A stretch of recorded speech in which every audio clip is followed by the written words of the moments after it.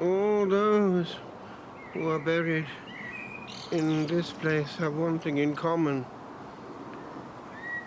They are all silent.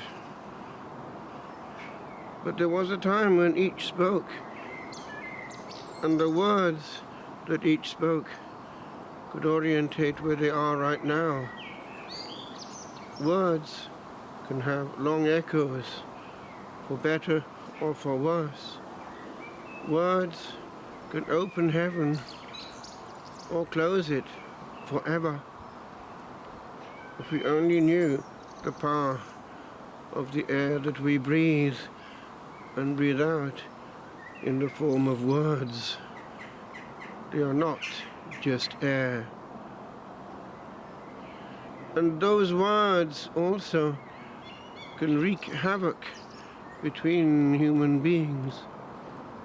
Moreover, if one looks around, one observes that very few actually communicate. Many talk, but few communicate. People talk at each other. And while talking, they're still preparing the next thing to say. That is to say, that when someone else is talking, they're already thinking how to answer. And so it is that the mind is already blocking out the new bit coming in. And at the end of the conversation, each has gone away with what he had at the beginning. It is said that the new Pope is a great listener. That is an enriching factor and also a means of avoiding perpetuated dysfunctionality. For when a problem is understood, there is a hope that it can be solved. In some places, the problem is solved by saying the virtual classical reply, there is no problem.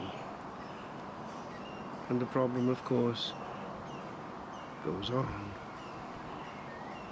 And an easy answer is a way of saying just that. There is no problem. If one listens, one finds actually that each soul is a universe full of mystery, to be approached on tiptoe, not with a ready answer. Perhaps this soul actually knows something that I don't. I thought about all this and sat and wrote on the tragedy of human communication that never was.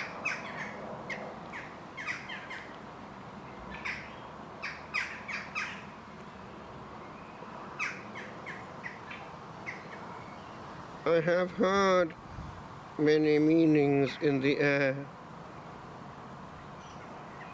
but meanings of my own bade them not be. They oft were o'er my ears, yet moving there, high syllables of sense sent unto me, but bid not enter in. Therein there lay a noise of answering that high did ring, e'en while each new word came, and kept at bay was aught that unto sound was found to cling. And thus it is that knowing all before new knowledge might have come, I now know all I ever knew. And know today no more than yesterday, when yesterday did call for but an hour to be but heard, for knowledge knew not all that missed a word. There are too many noises upon earth, and fewer more would hold. For more can say a sound well found, rebounding in full worth, of being wanted, waited. Then said the tongue that rested never. We say all, but only when in poise, for noise falls well, when aimed and held and deftly left to fall upon a pause precise that did not yell. For talk is of two silences oft made, and I heard more in gazing on an eye and waiting for an uttering well weighed than e'er was heard when sound was running high. For soul embraces soul upon a pause, when noise